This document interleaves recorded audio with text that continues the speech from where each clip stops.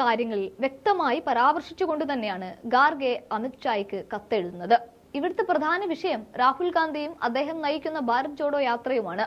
BJP അവരുടെ ഇഷ്ടത്തിന് വേണ്ടുവോളം എല്ലാ പരിപാടികളും നടത്തുമ്പോൾ എന്തിന് സർക്കാർ പരിപാടി പോലും BJP അവരുടെ രാഷ്ട്രീയ പരിപാടി പോലെ ആക്കുന്ന അവസരത്തിൽ പക്ഷേ രാഹുലിന്റെ സുരക്ഷ ചോദ്യം ചെയ്യുന്ന അവസ്ഥയിലേക്കാണ് കാര്യങ്ങൾ പോകുന്നത്. വാദി പ്രതിയാവുന്നത് പോലെ തന്നെ യാത്ര തടസ്സപ്പെടുത്തിയവർ തന്നെ യാത്ര തുടരുന്ന രാഹുലിനൊപ്പം ചേർന്ന് നടക്കുന്ന KC വേണുഗോപാൽ അടക്കമുള്ളവർക്കെതിരെ കേസെടുക്കുന്നതും കാണാം.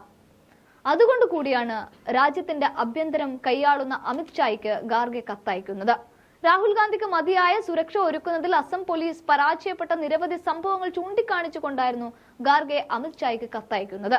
കോൺഗ്രസ് പോസ്റ്ററുകൾ വികൃതമാക്കിയെന്നും ജനുവരി 21-ന് BJP പ്രവർത്തകർ കോൺഗ്രസ് യാത്ര തടഞ്ഞതും കോൺഗ്രസ് സംസ്ഥാന അധ്യക്ഷൻ ഭൂപൻ ബോറയെ ആക്രമിച്ചതും ഖാർഗെ കത്തിൽ പരാമർശിക്കുന്നുണ്ട്. രാഹുൽ ഗാന്ധിയുടെ വാഹന വ്യൂഹത്തിന് അടുത്തെത്താൻ അസം പോലീസ് BJP പ്രവർത്തകരെ അനുവദിച്ചു എന്നും കത്തിൽ ചൂണ്ടിക്കാണിക്കുന്നു. രാഹുൽ ഗാന്ധിയുടെ സുരക്ഷയെ ബാധിക്കുന്ന നീക്കമാണിത്.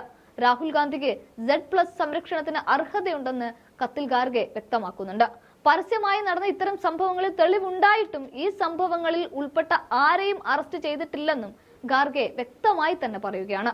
യാത്ര പുരോഗമിക്കുമ്പോൾ ഇത്തരം അനിഷ്ട സംഭവങ്ങളൊന്നും ആവർത്തിക്കില്ലെന്ന് ഉറപ്പാക്കാനും യാത്രക്കെതിരായ അക്രമങ്ങളിൽ നടപടി സ്വീകരിക്കാൻ അസം മുഖ്യമന്ത്രിക്കും DGPക്കും കേന്ദ്രം നിർദ്ദേശം നൽകണമെന്നുമാണ് ഖാർഗെ ആവശ്യപ്പെടുന്നത്. ഗുവാഹത്തി നഗരപരിധിയിൽ രാഹുൽ ഗാന്ധിയുടെ നേതൃത്വത്തിലുള്ള കോൺഗ്രസ് പ്രവർത്തകരും അസം പോലീസുകാരുമായി സംഘർഷമുണ്ടായതിന് പിന്നാലെയായിരുന്നു മല്ലികാർജുൻ ഖാർഗെ അമിത്ഷായ്ക്ക് കത്തെഴുതിയത്. സംഘർഷത്തെ തുടർന്ന് രാഹുൽ ഗാന്ധിക്കും മറ്റു കോൺഗ്രസ് നേതാക്കൾക്കുമെതിരെ അസം പോലീസ് FIR ഫയൽ ചെയ്തിരുന്നു.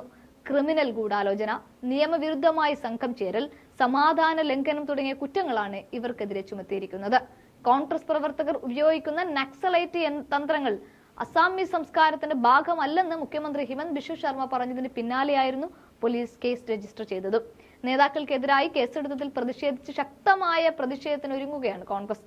രാജ്യവ്യാപകമായി കോൺഗ്രസ് പ്രതിഷേധം സംഘടിപ്പിക്കും. സംസ്ഥാന തലങ്ങളിലും ജില്ലാ കേന്ദ്രങ്ങളിലും പ്രതിഷേധ പരിപാടികൾ സംഘടിപ്പിക്കും.